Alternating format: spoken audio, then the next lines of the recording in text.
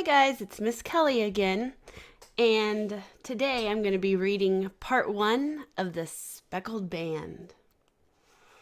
Of the many cases in which I have studied the methods of Sherlock Holmes, I cannot recall any more remarkable than that associated with the well-known family of the Roylotts of Stoke Moran. These events occurred in the early days of my association with Holmes, when we were sharing rooms as bachelors in Baker Street. I woke one morning to find Sherlock Holmes standing, fully dressed, by the side of my bed.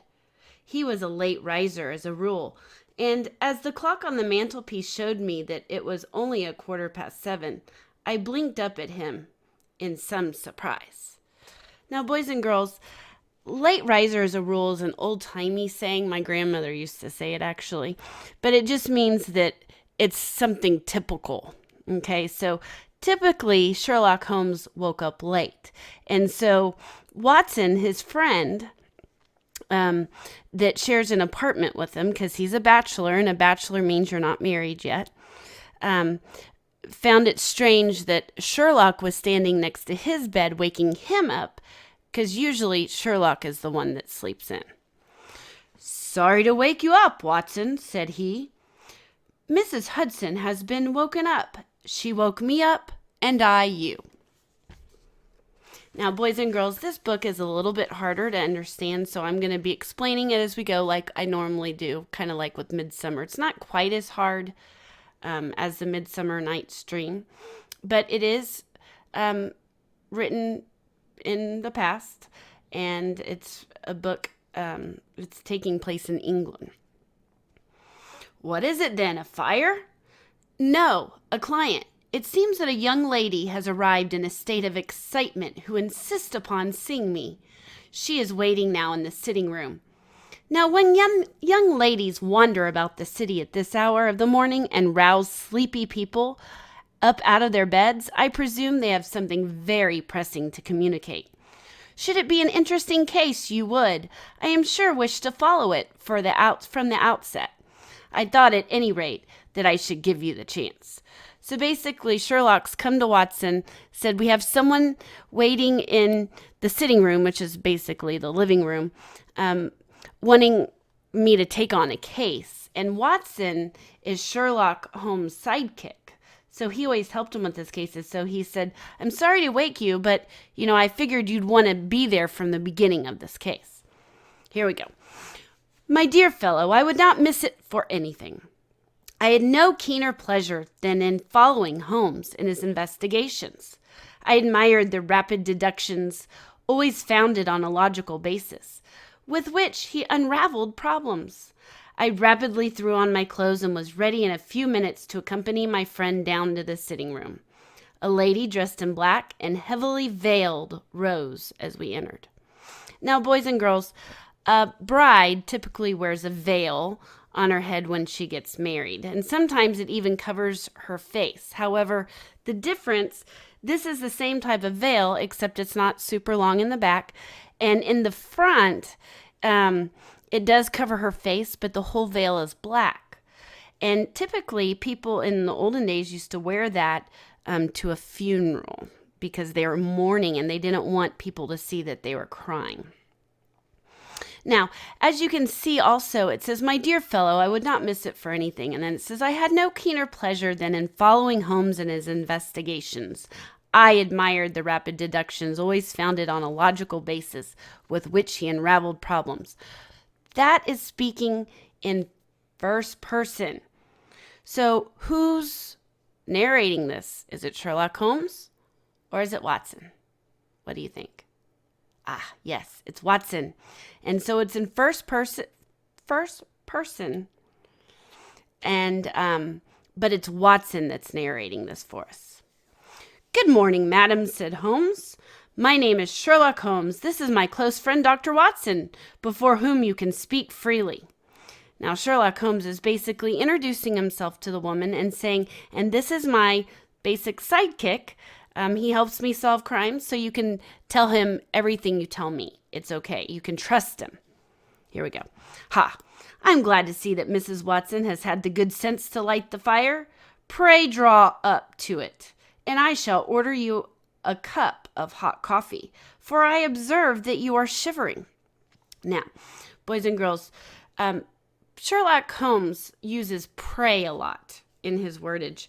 And pray in this sense, in the olden days, means please. So he's saying, please come up closer to the fire so you can warm up. Here we go. It is not cold that makes me shiver, said the woman, changing her seat as requested. What then? It is fear, Mr. Holmes. It is terror.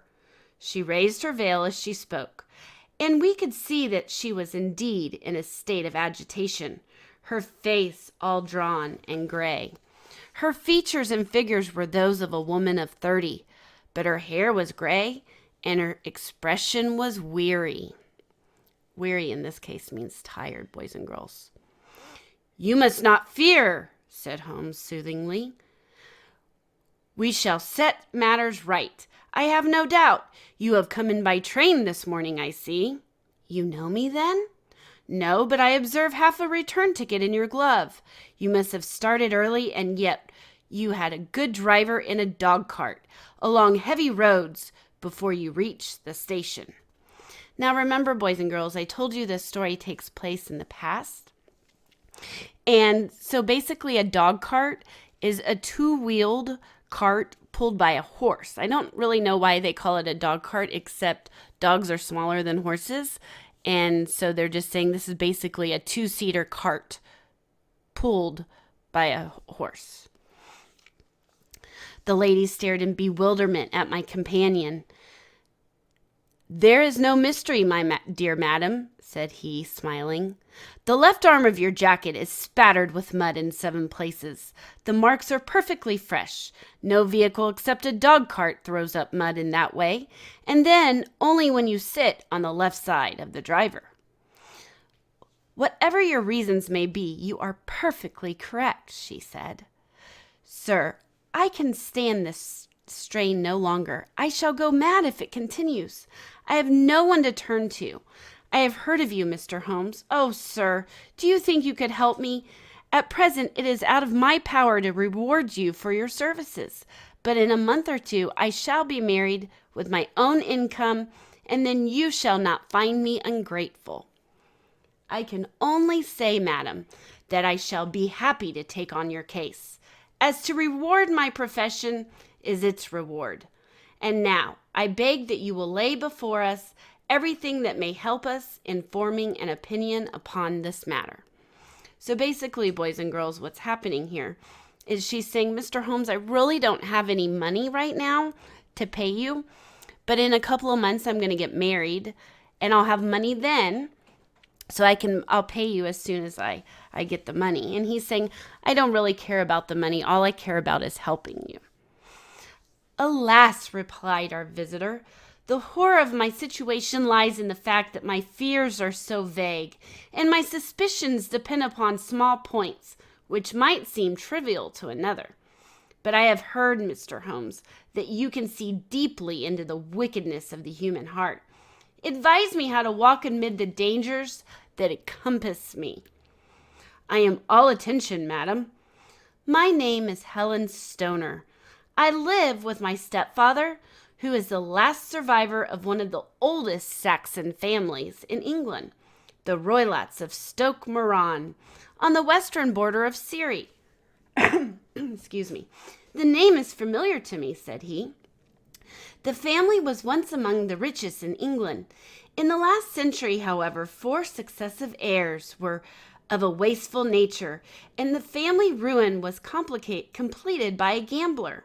Nothing was left except a few acres and the 200-year-old house that we live in.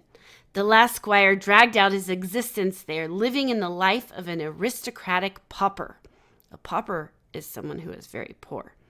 But his only son, my stepfather, Dr. Roylott, seeing that he must adapt to new conditions, obtained a medical degree and went to India, where he established a large practice. In a fit of anger, however, he beat his native butler to death and narrowly escaped a death sentence. As it was, he suffered long imprisonment and later returned to England a disappointed man. So boys and girls, what she's saying is that she lives with her stepfather, and they live in a 200-year-old house. Her stepfather's dad and grandfather and great-grandfather wasted all their money away. The family was once very wealthy, and built this mansion, but they wasted their money, and so now all that her stepfather was left was just basically the few acres the house is on and the old 200-year-old house. All the money was gone. So he decided to become a doctor, but then he's very violent and was put in jail, and then that made him depressed because he could no longer work as a doctor. So he since he killed a man. When Dr. Roylott was in India, he married my mother, Mrs. Stoner, the young widow of Major General Stoner of the Bengal Artillery. My sister Julia and I were twins, and we were only 2 years old at the time of my mother's remarriage. Okay, so Helen, who is speaking right now and requesting Sherlock Holmes's help, lives with her stepfather, Dr. Roylott. It says that her dad died when she was born, when her and her twin sister were born, and then her mom remarried this Dr. Roylott. My mother, she had a considerable sum of money, and this she left to Dr. Roylott entirely while we resided with him, with the provision that a certain annual, which means year, sum should be given to each of us in the event of our marriage. Ah, so that explains why when she gets married, boys and girls, she's going to have an income, which is money, so that she can pay Sherlock.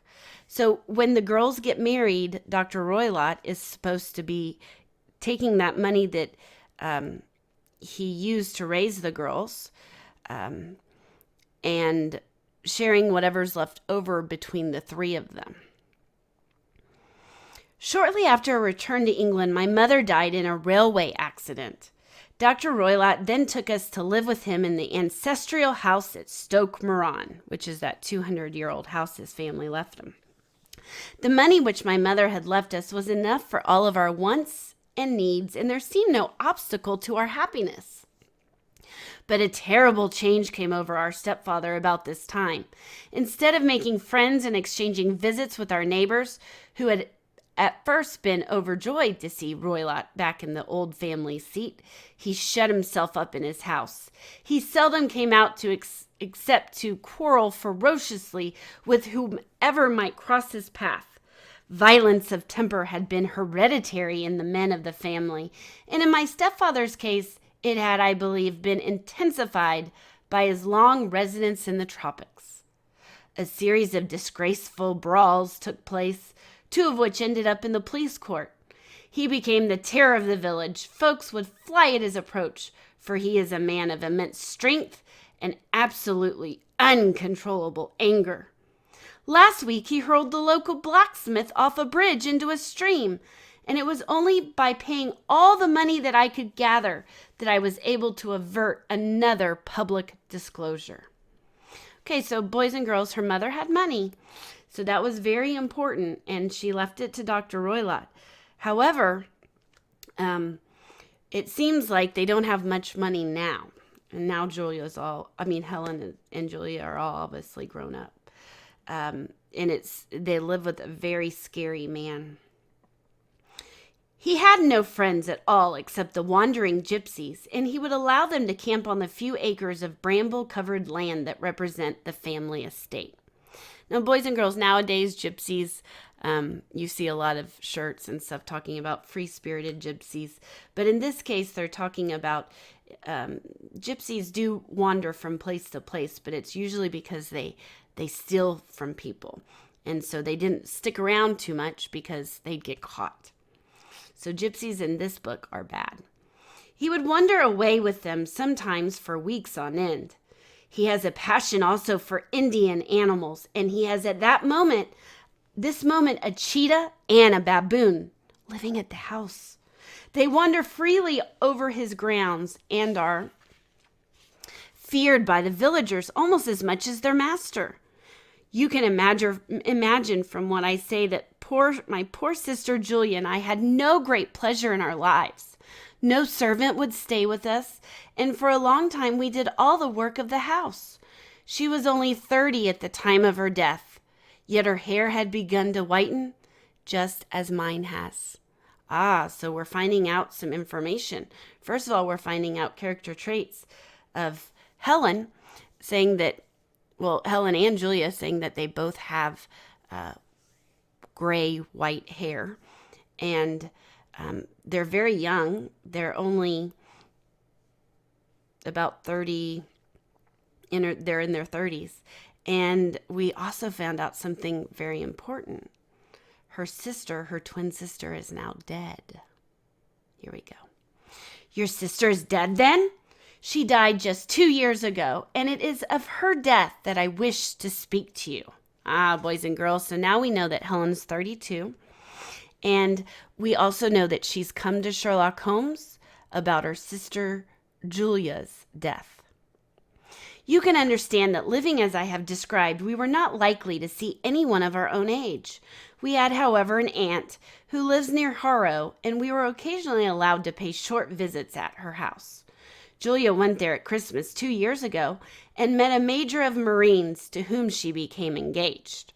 So, boys and girls, her sister went to go visit her aunt 2 years ago, and she met a man there while she was visiting her aunt, and they fell in love and they became engaged. That means they're about to get married.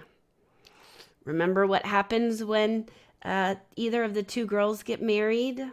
They get part of the money that the mom left Dr. Roylott to take care of the girls. And remember, when the girls get married, they split the money between the three of them.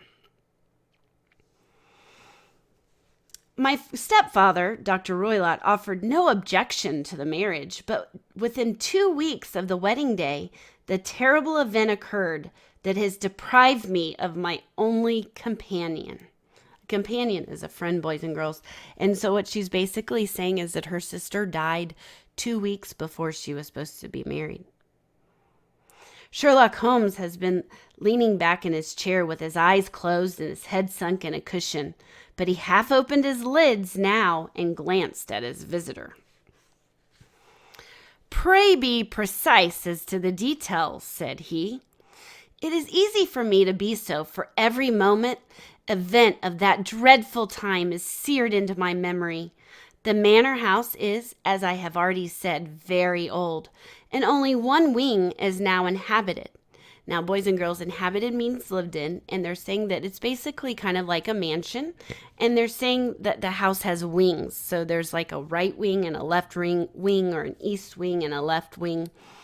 The bedrooms in this wing are on the ground floor. Of these bedrooms, the first is Dr. Roylott's, the second my sister's, and the third my own. There are no doors between them, but they all open out into the same corridor. Do I make myself plain? And in this case, boys and girls, plain means clear. So she's basically saying that the 3 bedrooms all are next to each other. It's Dr. Roylott's, then Julia's, then Helen's. They all open up into the corridor, which is called really a word for a hallway. And then they all also have windows that open out to the backyard, which she's saying the lawn. Perfectly so. The windows of the 3 rooms open out, open out upon the lawn. That fatal night, Dr. Roylott had gone to his room early, though we know he had not gone to sleep, for my sister was troubled by the smell of the strong Indian cigars that it was his custom to smoke. She left her room and came into mine, where we chatted about our wedding. At 11 o'clock, she rose to leave me, but she paused at the door and looked back. "Tell me, Helen," said she, "have you ever heard anyone whistle in the dead of night?" "Never," said I. "I suppose that you cannot possibly whistle in your sleep?"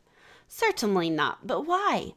"Because during the last few nights I have about 3 in the morning heard a low, clear whistle. I am a light sleeper, and it has awakened me. I cannot tell where it came from. Perhaps from the next room, perhaps from the lawn.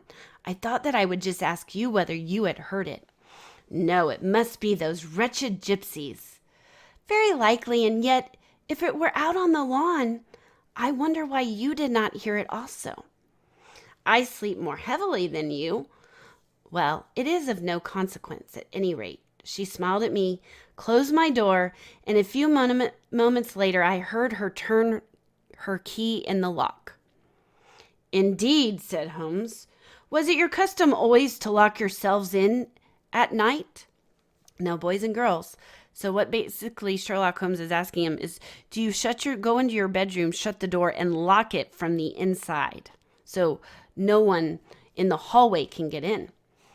Always. And why? I think I mentioned that the doctor kept a cheetah and a baboon. We had no feeling of security unless our doors were locked. Not to mention, boys and girls, their stepfather is violent. Quite so. Pray proceed. I could not sleep that night. A vague feeling of misfortune troubled me. It was a wild night. The wind was howling outside, and the rain was beating, splashing against the windows. Suddenly there burst forth the scream of a terrified woman. Ah! I knew that it was my sister's voice. I sprang from my bed and I rushed into the corridor.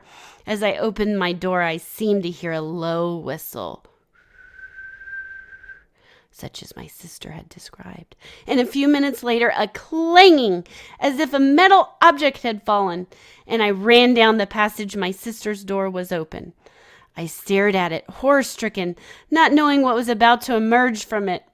By the light of the corridor lamp, I saw my sister appear at the opening, her face blanched with terror, her hands groping for help, her whole figure swaying to and fro, that of a drunkard.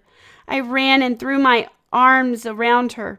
At that moment, her knees seemed to give way, and she fell to the ground. She writhed in terrible pain, and her limbs were dreadfully convulsed. At first, I thought she had not recognized me, but as I bent over her, suddenly shrieked out in a voice I shall never forget, "Oh, my God, Helen! It was the band! The Speckled Band!" She stabbed with her finger in the air in the direction of the doctor's room. But as a convulsion seized her and choked her words, I rushed out, calling loudly for my stepfather. I met him hastening from his room in his dressing gown. When he reached my sister's side, she was unconscious, and though he did send for medical aid from the village, all efforts were in vain, for she slowly sank and died without having recovered her consciousness. Such was the dreadful end of my beloved sister, Julia. Now, boys and girls, what she's saying is, about 3 a.m, that same night they had just talked, she heard her sister scream, and she came running out in the hallway, and she saw something coming out of her sister's room, and then realizing it was her sister. She could barely walk. She was scared to death. Her face was white. The sister's, Julia's, face was white. And she was moving around, going from right to left because she could barely walk. And then she collapsed to the ground. But before she died, she said, "Oh, my God. Helen, it was the band, the Speckled Band." And don't forget, she pointed towards Dr. Roylott's room. "One moment," said Holmes. "Are you sure about the whistle and the metallic sound?" That was what the coroner asked me at the inquiry. Boys and girls, a coroner is a public official who investigates death. "It is my strong impression that I heard it, and yet among the crash of the gale, I may possibly have been deceived." Is telling Sherlock, Helen is saying, "Yes, I think I heard the whistle and the metallic sound, but I'm not sure, 100%, but I think I did hear it." Okay, boys and girls, that concludes part 1. I hope you enjoyed The Speckled Band. Next week, we'll be reading part 2 and part 3. Make sure that right now you go into your Google document and you click on the next part of activity 2, and you do complete the Google form, which has questions from what we just read. You can use the document text, or you can use this audio to answer your questions. Boys and girls, I sure do miss y'all, but I'm sure happy that we still get to do fun things. I hope you're enjoying it. Talk to you later. See you soon. Bye, boys and girls. Miss you.